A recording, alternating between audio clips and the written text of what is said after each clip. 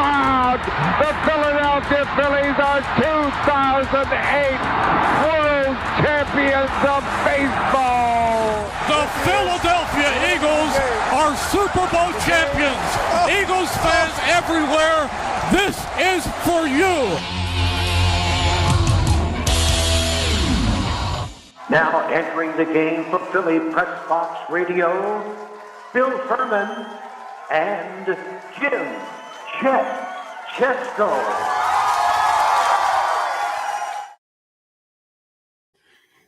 It's Wednesday, July the 31st, 2024. Welcome to the Philly Pressbox Radio Roundtable, brought to you by the Irish Rover Station House in Langhorne, PA, Cavs, Philly Tailgates, and the Edge of Philly Sports Network. I'm Bill Furman. I'll be your host tonight, along with my partner, Jim Chet Chesko. And Chet, the Phillies, whoa, it was not a good few days for the Phils. Not playing very good ball. We will certainly talk an awful lot about that because there's a lot of opinions floating around as we head into August. The Eagles camp is underway with the first preseason game just 2 weeks away, and rookie Quinyon Mitchell making some noise that'll be fun to talk about too. We'll get to that. The newest Flyer, Matvey Michkov. I'm going to keep saying that each week till I can run it out real easy. He threw out the first pitch at the Phillies game. That was good. The Olympics are in full swing. A lot of good stuff going on there. How about Joel Embiid not getting off the bench in the last game? We have plenty to talk about in Philly sports. Yeah, pretty much always, Bill. And let me just say that Mishkov throwing out the first pitch the other night, he looked better than Zach Wheeler did that game. It was one of the few pitches that didn't leave the ballpark. It didn't hang, at least. Yeah. Oh, my goodness. The Phillies are killing us, Bill. We will talk plenty about that, but not a good week. No, not at all. And, hey, we've got a great guest joining us tonight, making a return visit to Philly Pressbox Radio, and former Philly shortstop STEVE Jeltz. He'll be coming along shortly. Yeah, we do. We had Steve on about a year ago, or a year and a quarter, I guess it was, really. So we had to have him back this summer. We're still waiting on him. Don't see him yet. So we will talk in the meantime about the Phillies, Bill. It has been really rough. I mean, since London, they're 3 games under 500 now. Remember at one point they were on pace for 118 wins this season. Now it's down to 97.5, and you keep losing series, that's going to sink even further. Yeah, but it's going to happen. We knew, we said this, I think it was last week. You're not going to play 700 ball. You know, that's just not possible in the major leagues. It's going to happen. You know, I'm not panicking even a little bit. You certainly don't want Schwarber, Turner, and Harper all going cold at the same time. That's kind of what's happened. And with that, there's no runs. So the pitchers are struggling. But I think if you take a step back from what you've seen on the field this week, and you say they should have gotten better with the closer. They made a trade for a closer that should be better. They got rid of Gregory Soto and replaced him in the bullpen with another left-hander that should make that equal or better. And they got an everyday left fielder who was an all-star last year. That should be better. So, you know, I think you gotta take a step back and say they're going to get over this. Harper's not going to go 1 for 30 next month or next week like he did this week. It's all going to be okay. Well, you want to say that, Bill, but I'm starting to worry just a little bit. When you lose, 5 straight series in a row, I'm not going to panic, but I am a little concerned. I mean, I guess the good news is this is happening now in July rather than in, mid-September as you're getting closer and closer to the start of the postseason. So I'm not in panic mode, but I know where the button is, the panic button, and I'm a little concerned. Well, I think if there's anything to be concerned about is you lost to the Yankees. You lost to the Orioles. You've lost to some pretty good teams. Cleveland. You beat the Dodgers, who are a good team. You beat the Braves, who's a good team. So, the fact that they've lost to some good teams and really haven't competed very well against them is a little concerning, I think. Zach Wheeler having a bad game. That's not good. Christopher Sanchez, other than the grand slam, didn't pitch terrible. Rob Thompson, I I wouldn't have made the move he made today with Ruiz for Sanchez. I'd rather had Sanchez pitch there, but I mean, you could pick that apart too. But I'm not panicking. Well, let's look at the schedule, though. This is the schedule for the month of August. And after tomorrow's day off, they're on a 10-game road trip out west against Seattle, the Dodgers, who are going to be looking for revenge, and then 4 games with Arizona. We know what the D-backs did to the Phillies last October. So this 10 games, Bill, could define the season for the Phillies. No. I mean, there's still what? Well, it depends what happens tonight. There's 7 up. 6.5 games up as we speak. 7, 6.5 whatever. games. Okay. It's not defining the season. They're not going to go out there and lose 10 in a row. So, if they go 5-5, they'll be fine. It's if you go out there and stink it up and lose 8 out of 10, that's a different story. But I don't see that happening. They'll regroup. Things will come along. No need to panic. It's only July the 31st. Everything will be okay. Where were we at this time last year? We were probably 8 back of the Braves, and everybody's wanting to jump off a bridge. Here we're 6.5 up, and everybody's wanting to jump off the bridge. It'll be okay. Yeah, but the difference is, last year they were kind of semi-consistent, at least during the year. They weren't lighting the world on fire, certainly, but we knew they were in the playoff hunt, and we thought there were better days ahead.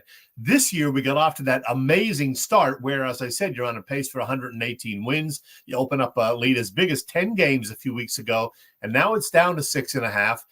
The Braves, who have struggled and have had injuries, look to be playing a little bit better all of a sudden. The Mets have been one of the best teams in baseball since the London series, ironically. Meanwhile, the Phillies, as I said, are 3 games under 500 since the 2 games in London. So, okay, I'm not panicking, but there are definitely some concerns. The blown leads, the lack of clutch hitting. We saw what the big guys did in the series against the Yankees at home. That is a concern. I know baseball's a long year. I know that every team is going to have some slumps, but man, if this continues through this 10-game road trip, then I'm going to be hitting that. Oh, not the random Chet button, but the panic button. It won't happen. It won't happen. Look at the last 2 games. Bryson Stott started to swing the bat a little bit. Baseball's the funniest game of all. You can Harper was on fire. We were talking about Trey Turner winning batting titles just last week. And now all of a sudden they've fallen out the bottom. It'll come back. It always does. Castellanos has raised his average 50 points. The only one that's been consistent pretty much through the whole year was Bohm. And there was a period where he went ice cold, went from 350 to 290, but he's battled his way back to 300. They're close, and he stayed there. It's just the way the game is, and it's going to be okay. Like I said at the start, you don't want Schwarber, Turner, and Harper all going cold at the same time, and that's what's happened. I didn't get to see today's game. I was, keeping tabs on the score, but did Harper do anything? Did he have a hit? Did he get on base? He was over. He's 1 for 30. He's 1 for 30. Oh, got 1 home run over the weekend. That was it. Wow. And I'll tell you what, he had some good pitches to hit right down the middle of the plate. Yesterday, too. Missed him and fouled him off. Again, he's just a tad off. He'll get it straightened out. Yeah, I mean, they went with a little different lineup today. Didn't seem to make a whole lot of difference.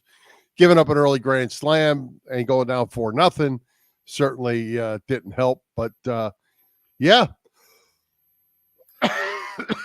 Well, you mentioned the lineup. What did you think about the lineup today with, I think, 4 regulars sitting it out, even though they have an off day tomorrow? What do you think about Thompson doing that with the lineup? Well, I mean, it was the same thing he's done with the lefties, with Stott and Marsh. So that's nothing different. JT caught 12 innings last night, took a foul tip right off the groin. He got a day off. Turner probably just needed a day off. I didn't think it was that big a deal. I like Stott and Marsh in there every day, but that's what Thompson has been doing, and it appears he's going to continue to do. Bill, I got an idea for you. How about you tell the people about the Edge of Philly Sports Network and the lineup for the week? And I'm going to leave the room for a second, and I'm going to try to contact Steve, Mr. Jeltz, and, see where he is. And Because his 703 has come and went. Exactly. So, go ahead. Talk about the EOP and Phil while I call Steve. All right. Well, let's give a shout out to all the shows at the Edge of Philly Sports Network. As you can see by the graphic, the gang has all the bases covered. You can catch all the action on www.eopsports.com, as well as Edge of Philly Sports on YouTube. You can also find our show on the Philly Pressbox Radio YouTube channel. Help us out by hitting those subscribe, follow, like buttons, and as always, share with your family and friends. As you can see, the morning show, Trending in the AM, starts the festivities every day at 8 o'clock and covers pretty much everything Philly sports-wise. Excuse me. Had a rough time with my traveling. Ended up with a little something going on. So the cold in the chest is back, and we've been battling it since I got back on Sunday night, but we're trying to get there. Meantime, sign up Edge of Philly Sports Weekly newsletter. Sign up for free. Oh, boy. Sounds good, Bill. Sounds good. There you go. I was explaining that I got a little something while I was gone.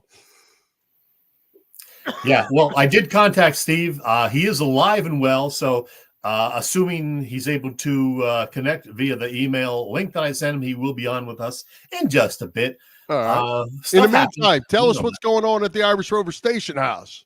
Well, since you asked, let me put up this little beautiful picture of the Irish Rover. And this one, too. There you go. That's the outside of the Rover. The Irish Rover Station House, Bill, is in Langhorne, PA. I was over that way today, as a matter of fact. They have Quizzo and Martini specials every Wednesday evening. And they have dinner specials and burgers too. Great dinner specials Thursday through Sunday. The black and blue filet sounds pretty darn good. Plus, Thursday also means killer burgers. A couple of real good ones this week. Yeah, they're doing these burger wars. They do this every summer where, they have different chefs preparing different burgers. And that's always a good time. So, some real good ones, burgers this week. If you like burgers, the Irish Rover is the place to go. The Rover always has a terrific waitstaff, happy hour specials, and 24 beers on tap. The Irish Rover Station House is on Bellevue Avenue in Langhorne. Check the website, irishroverstationhouse.com. So there you go. Hey, Chet, I'm going to throw this comment up. There's a bunch of comments up here. Managers and coaches should have better solutions than what's being offered. What do you think? That is true. I mean, Rob Thompson seems very, even keel. Doesn't seem like he's overly upset by this recent slump. We see the guy in the dugout. We see the post-game news conferences. And some people want to see a little more fire out of Rob Thompson. I don't know if that does anything. And we don't know what goes on behind closed doors. Maybe after every game, he's in there ripping them and telling them, look, guys, the defense has been shoddy of late. Some of you are swinging again at pitches way out of the strike zone. You're blaming the umpires, which have not been great every game, obviously. But, you got to do better. So hopefully Thompson is telling the players that. And I don't know. Does it matter? Do you care if Thompson is, going crazy, yelling at the players? No, I care that the players play.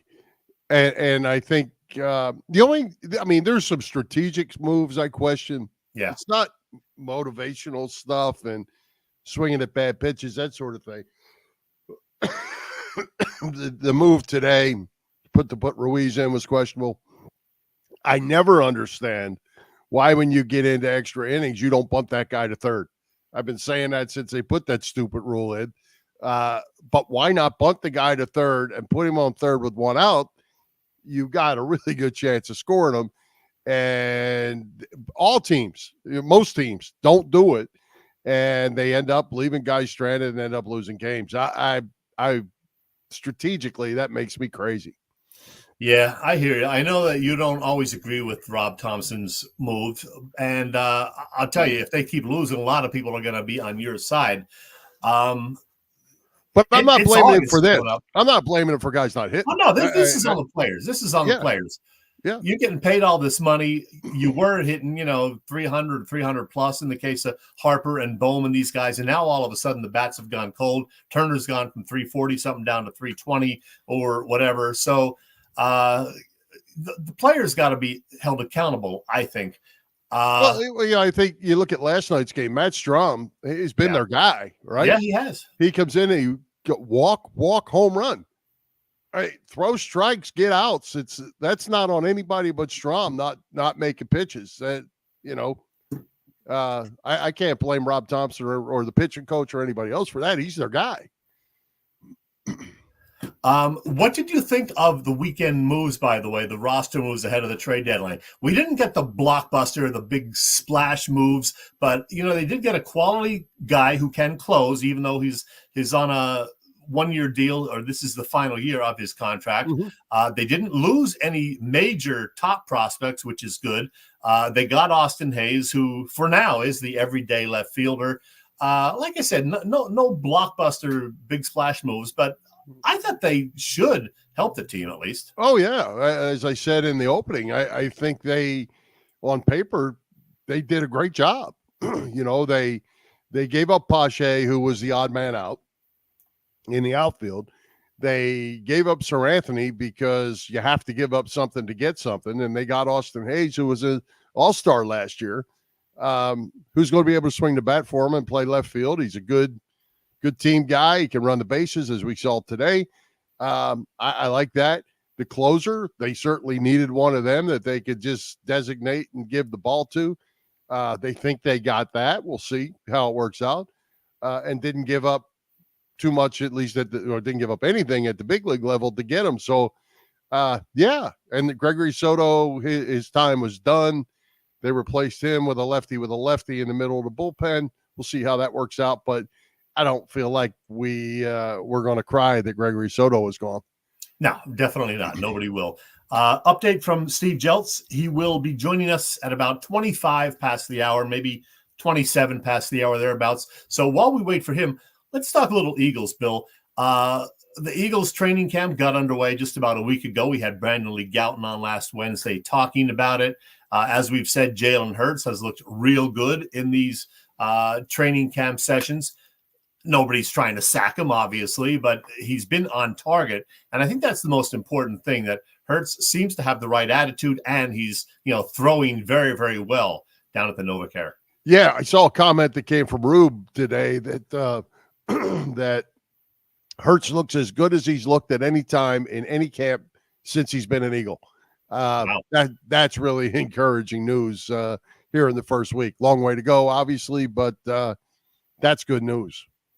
Yeah, it sure is. I mean, their fortunes are going to be tied very much so to how Jalen Hurts performs this year. We know they have the two top-of-the-line wide receivers. Still not sure who the third guy is going to be. It might be Paris Campbell, might be somebody else. We know they got Dallas Goedert at tight end. We know they have Saquon Barkley, who should be a huge plus for this Eagles offense. But when all is said and done, it's going to come down to how Jalen Hurts performs. And, how the offense overall looks, I think, under Kellen Moore. And then they got a new defensive coordinator. And there's a lot of pressure on Vic Fangio to turn things around after last year's meltdown. And a lot of good things being said about Fangio, too, from the players. And the requirements, the discipline, the do the right thing all the time kind of thing coming from Fangio that's got some players pretty fired up over on that side of the ball. That's a good sign, too. Yeah, I like when we heard Fangio talk just about a week ago. He's kind of, old school, says what's on his mind. You got to love that. So I'm excited to see what he brings. They have a lot of new faces on defense. Fletcher Cox gone. A lot of competition back in the secondary. The new guy, Zach Bond. The new guy, Devin White at linebacker. Nakobe Dean back healthy, we hope, and, looking to come back after a not so great 2023 season. So I'm excited to see what Fangio can do with these guys. Yeah, and I'm excited to see what's going on with Mitchell, the first round draft pick, making a lot of noise, doing a lot of chatting up with AJ and Devontae, and talking a lot of trash and back in the trash, at least at this point. So It'll be fun to see if he's as good as maybe he thinks he is, because time is coming for him, and he may step right in there early and be a really, really key player for this team. Yeah, both Quinyon Mitchell and Cooper DeJean, I think, are going to be big guys as far as rookies, which we don't always see, but a couple of rookies who are going to see significant playing time. So I'm excited about that. Going to, be watching them closely in the 2 preseason games. Well, I don't know. Is Mitchell going to be able to play? Wasn't he? He's a little banged up, isn't he? No, he's practicing. Oh, is he? Okay. Yeah, Stein got hurt a little bit at the right guard spot already. He's banged up a little bit. We'll see how that plays out. It doesn't look like it's major, but boy, injuries happen in camp. The Colts lost their starting defensive end to an Achilles on Sunday before they ever put pads on. Things happen in camp, crazy things, and it's a shame, but that's the nature of the beast in this game, and you sure don't want your team getting banged up. Hey, I mentioned Saquon Barkley, and everybody's excited about that opportunity that he's getting, to be now an Eagle. What do you think the over-under is on touches for Saquon Barkley? I don't know the official number. I'm assuming there is one, but what do you think touches for Saquon per game? Touches. Rushes and pass receptions. I'll give a range, 18 to 22, in neighborhood of 20. I wrote down 18.5, so that would be my over-under. I would like to see him, obviously right around or a little above. But I think if I were Vegas, I would be setting 18.5 as touches for Saquon. Yeah, I mean, I was thinking about that. I'm thinking 20, and I'm thinking 17 times. That's 340 touches. That's a lot of touches. Yeah, exactly. Across the whole season. So I'm not sure that it stays that way, but I think in the big games that you're going to see him get the ball a lot. How about you doing some math in your head? That was impressive. Oh, yeah. Hey, Bruce has a question up here. Could you please say if you feel the Eagles will defeat the Jets with Aaron Rodgers? Well, they don't play this season, right? That they I didn't think they did, but I saw that without Aaron. Yeah. But who knows? That is going to be something to watch, though, if you're a Jets fan. Aaron Rodgers, who played, 3 plays last year in his inaugural season with the Jets. A lot of people think, if he can stay healthy, in which he has done much of his career, that he's going to have the Jets in the playoffs. So that ain't happening. If you're a Jets fan, they still stink. Though, it's exciting. Well, it's exciting, but they still stink. They're not good enough to. They're a 40-year-old coming off an Achilles at quarterback. I just don't see the Jets doing much. With that, on another note, though, I see where CeeDee Lamb looks like he is going to come to terms with the Cowboys in the next day or so for whole buckets full of money. I have not heard that, but interesting. Eagles draft picks. There you have them. Quinyon Mitchell and Cooper DeJean, the top 2 guys. Jalix Hunt, the edge rusher. I'm curious to see how much Shipley is going to play, if at all, because you still have Kenneth Gainwell, of course, as the other running back behind Saquon Barkley. But Shipley, a lot of people really, really like. So I don't know what he's going to bring to the table, but I would like to see him. I'm sure we'll see him in the exhibition games. And whatever happened with Jeremiah Trotter Jr., I have heard nothing about him this summer. No, he's there. He's there. We know that. And Shipley, I did read yesterday, he's been getting a lot of work because they've been using him in a whole bunch of different ways, getting the ball in his hands. And he's been getting a lot of work to show himself. And the big, your next to last guy on there, the big lineman, was it not McDermott, but he got hurt. I'll have to find that again. He already got Keegan. I believe Keegan got hurt already. Don't know how serious that was, but he left the field yesterday injured. Interesting. All right, we're waiting on Steve. He is trying to find the email and trying to connect, so hopefully we'll have him in just a couple of minutes. One other thing with the Eagles, Kellen Moore, we've heard him speak now a couple of times, and we've heard that there's going to be more motion in the offense. He will get Barkley involved, certainly. He will get the third wide receiver involved. Could be Paris Campbell, as I said. But are you excited about what he is going to bring to the team? Yeah, I am actually. As much as I hate to talk about Dallas in a positive way, when Kellen Moore was the offensive coordinator, they didn't win playoff games. They put up lots of yards and lots of points with Ezekiel Elliott, the wide receivers, the quarterbacks. They have been pretty good, and I'm looking to see how that turns into the Eagles because I think the Eagles have so much talent. I am excited to see how this plays out. I just think he's going to bring a different dimension than what we've been seeing in the past, especially last year. All right, Bill, I'm not good at multitasking, so you keep talking for the next 30 seconds because I have to email Steve the link once again. I thought you were going to talk on the phone and talk to me at the same time. But, and again, I'll go back and say I think it's all going to – a lot of it's going to depend on the Eagles' defensive side of the ball. And, of course, Jalen Hurts, is the real key. But I think Jalen will be better. And the defense, I want to see some scheme stuff. I want to see some blitzing and some linebackers that, can do some things that we haven't seen over the last, probably 2 decades because we haven't had any linebackers since Buddy Ryan was there. So, but I'm looking forward to seeing a defense that's all over the field, playing a little reckless and making plays. And hopefully that's what Vic Fangio is thinking too. Hey, this weekend is Pro Football Induction Hall of Fame weekend. Tomorrow. Yeah, that's the game, right? Thursday? Yep. And then the inductions are Saturday. So, with that in mind, Bill, I'm going to play something for you right now. This guy.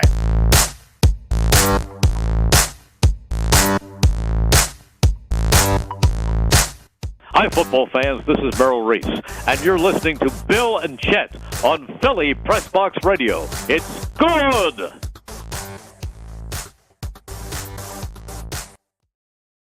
You know why I play that, right? Yeah, because it is good. Merrill going into the Pro Football Hall of Fame. I'm looking forward to that. That's going to be really fun. And I'll tell you what, Chet, we'll come back because we have Steve with us now, it looks like. We'll come back and we'll talk about football quickly. The rule changes on the kickoffs. That's got people pretty excited. We'll talk about that when we get done talking baseball with Steve. Speaking of Steve, there he is. Hey, how you doing? Good. Use my pencils and you see I tried to chop my finger off. Oh, don't do that. Yeah. No. How'd you do that, Steve? How'd that happen? Oh, I was on a ladder putting in the soffit, and yeah, that's what happened. So trying to do too many things at once on top of a ladder. Yeah. We don't need all the gory details. We're talking with Steve Jeltz, late 1980s Philadelphia Phillies, kind of a hometown hero to a lot of people. Great to have you back on with us, Steve. You were with us about 1.25 years ago, March of last year. I've met you. I've seen you a couple of times since then at the Darren Dalton Foundation events. Those are always fun, and they raise a nice chunk of money for a great organization, do they not? Absolutely. It's a lot of families that are going through a trying time, and Brett Datto has been fantastic, and all the team putting this together. But it's a wonderful organization, and I mean, just come into people's lives at the time they need it most. So, Steve, when we had you on last year, we talked about the fact that you were actually born in France, which a lot of people didn't know. You grew up in Kansas. You went to Lawrence High School and the University of Kansas. But I didn't get to ask you about actually being drafted by the Phillies in 1980. Refresh my memory. How high a draft pick were you, and what was it that the Phillies liked about you? I don't know. It's funny you say that because when the Phillies signed me in the June draft in 1980, out of the University of Kansas, I was prepping myself for law school. So everybody said, "Oh, you're going to go play," and I said, "Oh, I don't know about that." And I was really concentrating on school and the future. And then the Phillies signed me 9th round in 1980, and I went to Spartanburg, South Carolina. So that was culture shock for me coming out of Kansas. So a lot of things were different out there than they were back at home. But yeah, I had a good time. It was tough for me to do that. At the time, I had a thought in my mind, if I didn't in 3 or 4 years, if I wasn't in the big leagues, I was going back to school. So next thing you know, I'm standing in Veterans Stadium in 1983 with the Hall of Fame infield standing around me. So I was blessed. That was a quick trip from Spartanburg to the big leagues. Well, yeah, I went from Spartanburg to Peninsula. Spartanburg about 30 days, Peninsula the next year, then Reading, and then half a year in Portland, Oregon, and then I went to Philly in 83. So pretty quick trip, 2.5 years. Hey, Steve, you told us last time about a lot of activities you have going on personally out there in the Harrisburg, Pennsylvania area. Can you share that again? Yes, Primal Sports and Primal Source Charities. Primal Source Charity focuses on veterans and youth. And my idea with this organization, we have several baseball teams, lacrosse. We're working on softball now, but my idea about this is to get the veterans involved in with the youth. And, I've always said my dad was command sergeant major. So I always said, people ask me if I served, and I laughed. I say, well, you guys went home. He came home. So that's what I dealt with. But me being in Philadelphia and going through being blessed enough to be able to play with a Hall of Fame infield, I think was probably a shock to me. I don't know about most guys that go in. For me, I was standing in Veterans Stadium, and really it didn't resonate with me. It's Pete Rose, it's Joe Morgan, it's Mike Schmidt, Steve Carlton on the mound. I'm 24 years old. I had a baseball game to play, so I went out and played it. So that's kind of my move to from Kansas to Portland to Philly. Hey, Steve, you were also a teammate of Larry Anderson for a couple of years. And as it turns out, 30 years ago today, July 31st, 1994, was Larry's last game as a major league pitcher. We know Larry's a funny guy, but how was he as a teammate? Oh, fantastic. I mean, Larry, you say he's a funny guy. That was the way he was. He kept it light in the clubhouse all the time. And I mean, great pitcher. You love playing behind him because he hit his spots and did his job. And it made it a lot easier for me to play defense behind him. In the clubhouse, he was just that guy that kept everybody on that even keel and let us know. I mean, we're here as a business, but we're also here to have fun. And he kept it that. Hey, Steve, over this past weekend, I was at the National Memorabilia Collection Convention in Cleveland, and I had an opportunity to speak with that Pete Rose. 82 years old, Father Time's catching up a little bit with Pete. I've seen him many times, talked to him several times over the years. Unfortunately, when you get in your 80s, things slow down a little bit, and Pete's slowing down a little bit. Yeah, he is. Every time one of my family members when I was in Kansas would go out to Vegas, they knew I played with Pete, so they'd always say, "Hey, I'm standing here with Pete." And so I said, "Well, tell him I said hi."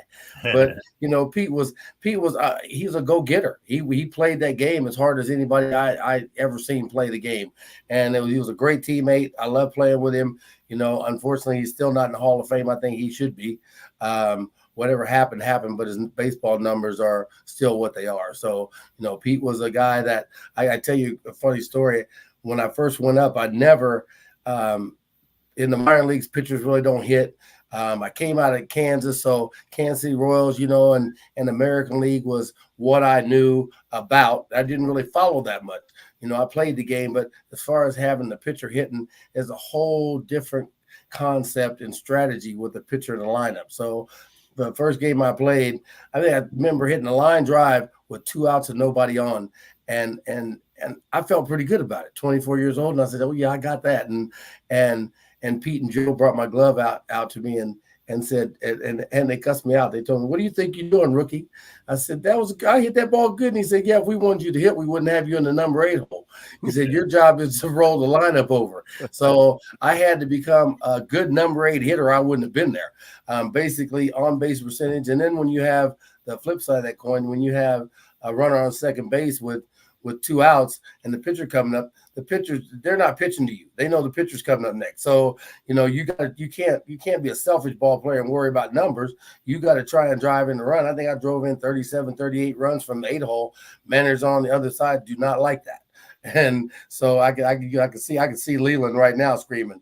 But hitting for average, you're not going to do out of the 8-hole. It's not going to happen. And it's a double-edged sword. If you can roll the lineup over and get a walk 2-0, 3-1, you're taking pitches with nobody out, or 2 outs and nobody on.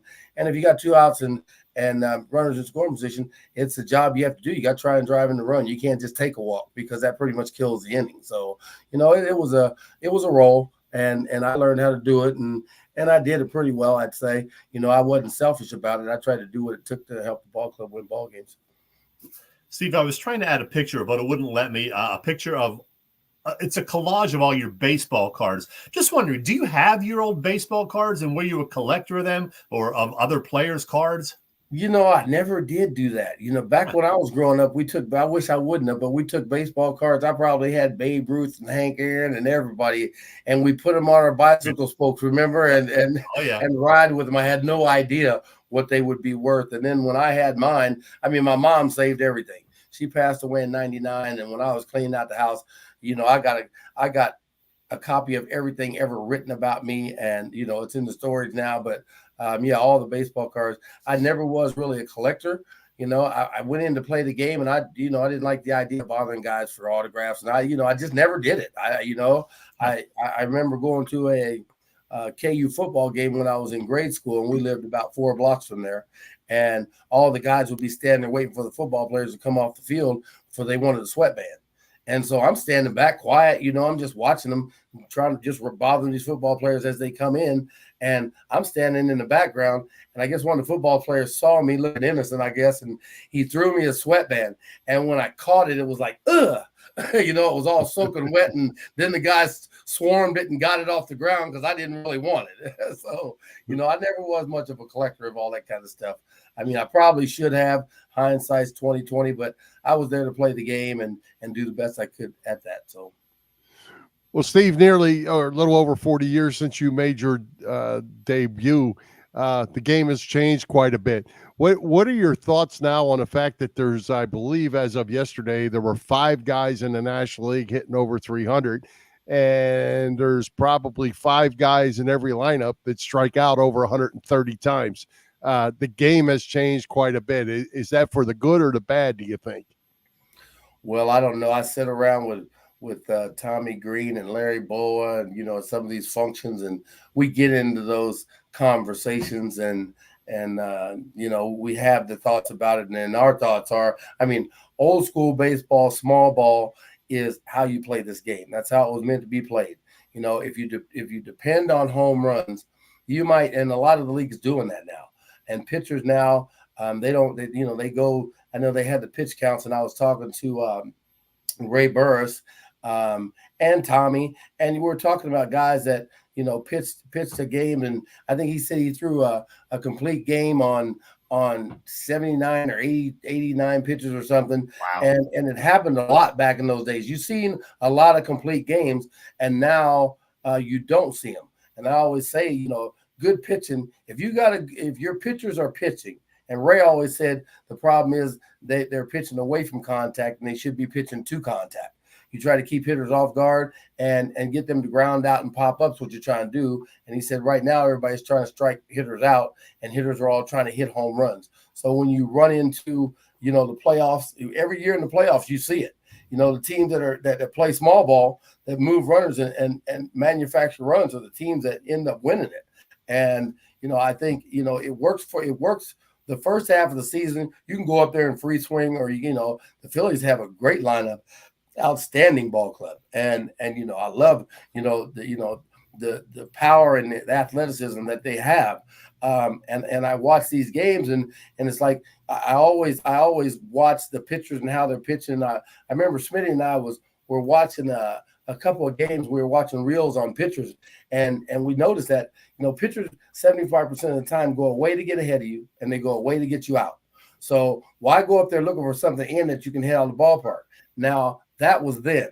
Now pitchers are everybody's trying to throw 100 miles an hour, and these hitters are good. And if you're not spotting your pitches and you're throwing balls down the middle of the plate, you're going to see some high-scoring ball games. on the other side of that coin, when you get good pitching and they're hitting their spots and keeping you off guard, then you have to manufacture runs. And that's the determination on who's going to be at the end of the, in the race at the end of this thing. The ones who can settle down and move runners and do what you need to do, play a little small ball to win championships. That's what it takes. Steve, I know you still follow the current Phillies, and you know this. Since London, they have not played great. They're 3 games under 500 since that 2-game series in London, June 9th and 10th. The lead, which was 10 games in the East, is now down to 6.5. Fortunately, the Braves won't exactly lighten things on fire. Are you concerned at all about this Phillies team that, maybe there's something really wrong, or is this just something that happens in baseball? Oh, it happens in baseball. When we went to the World Series in '83 in that pennant race, I remember hearing Pete and Joe talking about, he said, look, it's not the team that's hot in the beginning of the year and the middle of the year. We just have to stay close. The World Series, the playoffs are at the end of the year, so we stay close, and then we get hot at the end. Now, people got comfortable. First time around the league, a lot of times, the first time in the first half of the season, there are some things that other teams don't know about you. And the adjustments on the second half of the season are what you have to make to win championships. So, I wouldn't be too concerned about it. They have some injuries, and but they're a firecracker ball club. So, at any given time they can explode on you. And I just if they take advantage when you're struggling a little bit, you have to take advantage of the small ball game. You can't try to win the ball game with one swing of the bat, and you take your walks and you play good defense and you get good pitching out of it and move runners and play some small ball. And that's how you come out of those slumps. If you're depending on your home runs, it's not going to happen as regular toward the second half of the season. And when I was talking about pitching, you're talking about our pitchers back in the day. I remember being in Houston Astrodome. And, Pete and Joe, all those guys were playing, and I'm a rookie. So I was, I pinch run or something. But after Nolan, I think he threw a 4-hitter against us or something and threw 118 pitches and complete game. And I went over to the clubhouse I went over to the training room on the Astro side afterwards, because the guys go out after the game, and I was a rookie and I didn't get much work in that day. I worked in batting practice, but I didn't play a game. So I said, I'm gonna go over here and ride the bike or whatever. Guess who I see on the bike after a complete game in the Houston weight room? And that was Nolan Ryan. So, those guys I used to feel sorry for pitchers. They used to run, 30 foul poles, foul pole to foul pole, and they used to play long toss, and they did that regularly, and so I think, after Nolan throws 119 pitches, 3 or 4 days later, he's back out there again and might throw another complete game. So it's about conditioning and the way they do it now. And I don't, I'm not familiar with what they do. Only what I hear from some of the guys that pitched and that pitched back in the day and that pitch now. And I see, kind of the differences of being able to go longer term. I think there was a study done, and there's 7 times as many arm injuries now as there was back then. And I think that comes due to the fact that, it's about your legs being in shape. It's about trying to throw the ball too hard all the time instead of taking it easy and spotting your pitches and being a pitcher that pitches like Greg Maddux. Oh my Lord. He didn't throw 100 miles an hour, but he'd drive you nuts because he knew what he was doing. He was hitting spots, and he was changing speeds, and he was throwing cutters. And so those guys, and he can throw a complete game. And I don't think the pitch count thing was as much of a concern back then because of the conditioning of the ball players. It was phenomenal. Pitchers ran so much. Like I said, I was in good shape. Darren and I used to work out together, Dalton, and we worked out like football players. But, I watched these pitchers run, and I thought to myself, goodness, and I think that's the difference. Hey, Steve, you got to live through it in '83. Chet and I, being even a little older, we got to watch them up through the '70s and the '80 World Series. But have you ever seen anything like the last 2 Red Octobers in Citizens Bank Park with the Philly fans? They've been absolutely phenomenal. Oh yeah, I came in with the Philly organization, and I always tell everybody, I said, I got traded to Kansas City in '90, and it was a shock to me. Philly fans are so good and knowledgeable and passionate about the game, and I'm not saying anything bad about Kansas City, but Kansas City is not Philadelphia, and I was spoiled because the Philly fans were phenomenal. And I mean, people say, how do you play in Philly? And I said, well, I just play hard. I didn't worry about that. I said, they pay to watch the game and say whatever they want to say. My job is to go out there and play the game and not listen to anything and do the best I can do. So, I think they recognize when you're playing hard, they get on you. My dad was a command sergeant major. He stayed on me. So I was used to it. So I love playing in Philly. I did everything I could. I played as hard as I could play every day I was out there. So, you have a job to do, like I said, and you learn your role and you play that role, especially when you have a Hall of Fame team, basically, with Matthews and Maddox and Tug McGraw and Tony Perez. Like I said, Bo Diaz, all these guys. I mean, they told me my job, and my job was to roll over the lineup and play good defense. And so that's what I concentrated on doing. It's like he told me Pete said in the very beginning, and Joe, they said, if we wanted you to hit, we wouldn't have you in the number 8 hole. You have a job to do. And if I didn't do that job, I wouldn't have been there. You wouldn't know who I was right now. So, it does play a role in, being able to roll a lineup over and do those things. So, watching these Phillies and the fans, man, like I said, they're great. I love them. I mean, I go out to the park and see these games and the fans are phenomenal. You can't beat a Philly fan. I promise you that. I've been everywhere. You can't beat them. Steve, I know we talked about this last year, but 2 different people this week said to me, make sure you ask him about the Jim Rooker game. So how often do you get asked about that game? It was 35 years ago, June 8th, 1989, that saw the Phillies mount that incredible comeback to beat the Pirates, thanks to a certain Phillies shortstop. The Phillies' impromptu slugger once again came to the plate. And they will bring up Babe Ruth. Yes. Third time I came up, I had 2 men on against Bob Kipper. Threw me a 2-0 fastball up and in. A drive to left field. Bonds is back to the warning track, to the wall. It's gone. I don't believe it. It's now 11-9. And these fans who came into the ballpark tonight were stunned by a pin run first inning by the Pirates, now on their feet, cheering their Phillies, who have made a tremendous comeback to make it an 11-9 ball game, and they want a curtain call for Steve Jeltz. You get asked about that a lot still today, I'm sure, Steve. It's funny because June the 9th, I had that video sent to me 30 times from people. They saw that. They also see the one where O'Neill kicked the ball and I held up and they were saying, that was you. And, so it's funny because, people remember and that was a good night. That was a great night for me. Tommy Hurd, Nick Leyva took Tommy Hurd out in the second inning and I had come down at the end of the first half inning. We're down, 30 minutes later, 45 minutes later, we were down 10 runs. And I came down, like a cheerleader. I'm like, come on, we got 9 innings to go. I said, we got a chance to win this ball game. I said, so, we got to go hard. And I think Nick Leyva saw that as a sign to get Tommy out of there. And since I had so much spunk send me in there, I kind of liked it that night because I didn't have to hit the number 8 hole. I got to hit in the 2 hole that night.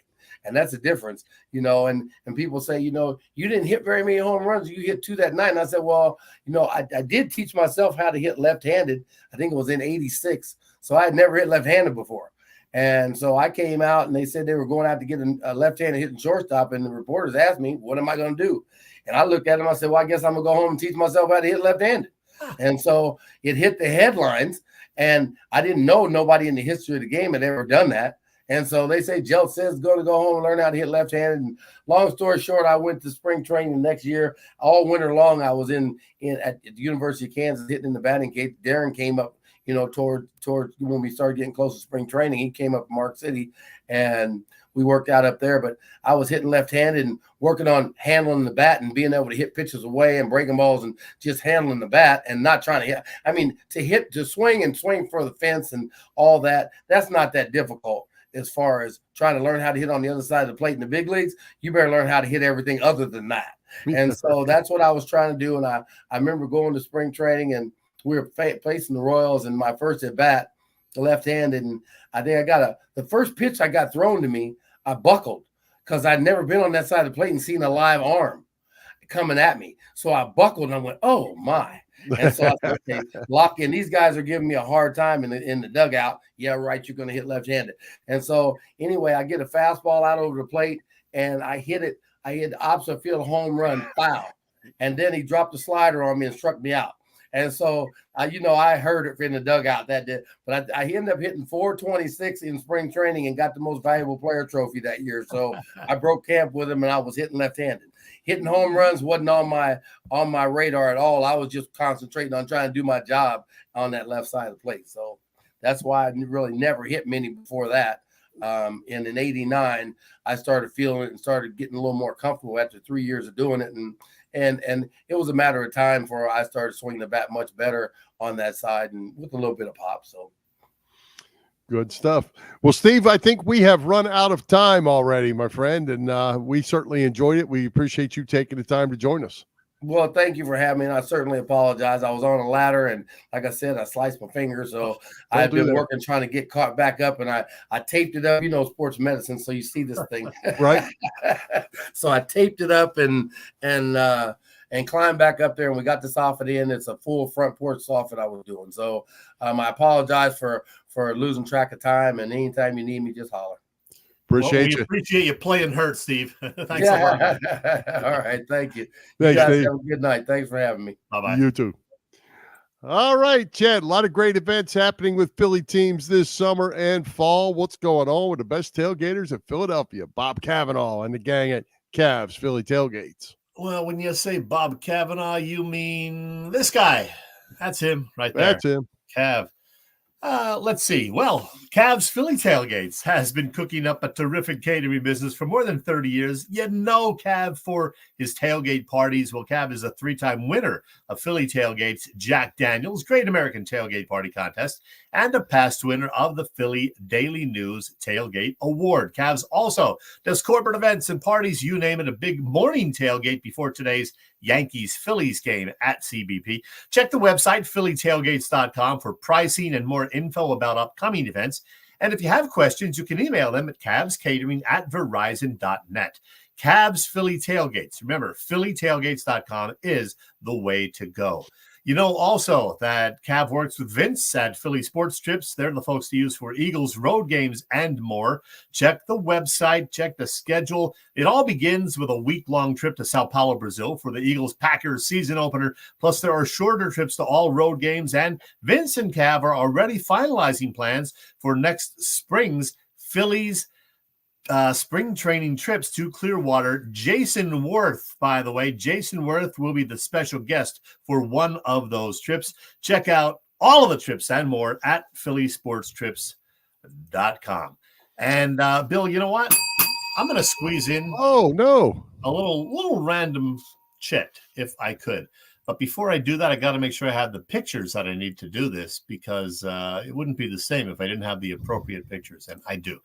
Okay, so Bill, I don't know if you know this, but I enjoy an occasional beer. That is the truth.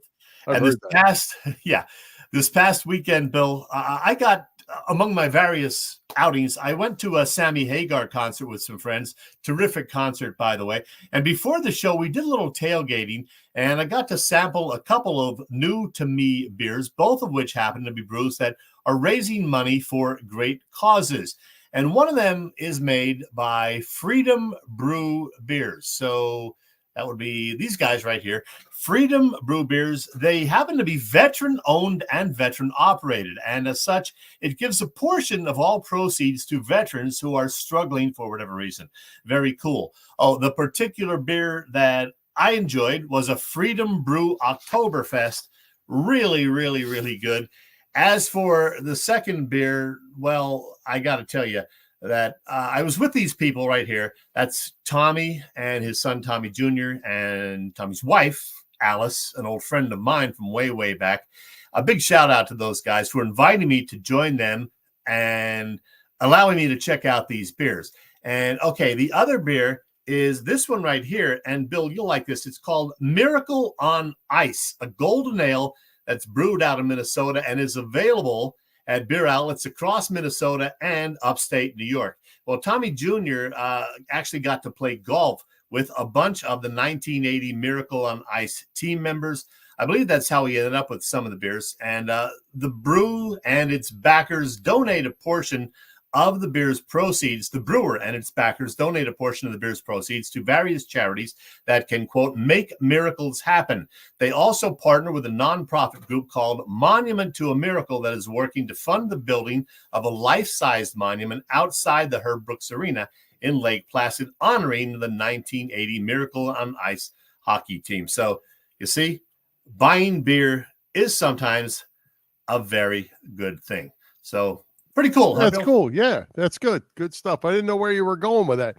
I thought you were going with one of them weird beers, and I figured you needed that before we talked about Joel Embiid not getting off the bench in the Olympic game recently, and what your thoughts were on that. First, it was Jason Tatum who didn't get off the bench. Now it's Joel. Steve Kerr says Joel will be back in the starting lineup next game. What do you make of these NBA superstars, all of them superstars, and Steve Kerr coaching them a little differently? Let's leave it at that. I didn't even know they played their second game already, and Embiid didn't play? Did not play. Wow. Well, let's face it. He struggled certainly on Sunday in the opening game. Played, 11 minutes? 11 minutes. 4 points. Did not look good. Thank goodness Kevin Durant looked great. LeBron at 39 and a half years old was terrific. And after a sluggish start, they did win the opener. So I'm assuming Team USA did win game 2? They did. They won big again. LeBron was good again, as was Durant. The regulars. Steph Curry was real good. But yeah, Joel didn't get off the bench. Kerr said it was a speed matchup. They wanted to try to match the opponent's speed, and that did not fit Embiid's game. So Joel did not get off the bench. I kind of have a problem with that. I mean, I think they won by 17. These are NBA players. Come on, man. Yeah. I think they should win the gold medal, and Embiid hopefully will get a little more playing time, as you said, in the upcoming game. Kerr said he will. So good for him. The Olympics that I've watched so far have been kind of fun. I watched a little swimming. I watched a little bit of gymnastics. So, yeah, it's fun. And, Bill, how the hell did this happen? We're almost out of time. Yeah, we got bounced around a little bit. So we are almost out of time. Katie Ledecky won, by the way, won the 1,500. She has the top 20 times of all time, Chet, in that event. I'd say she's the GOAT. And Simone Biles continues to amaze in gymnastics. She's 26, 27, which is like ancient for a gymnast, but still killing it.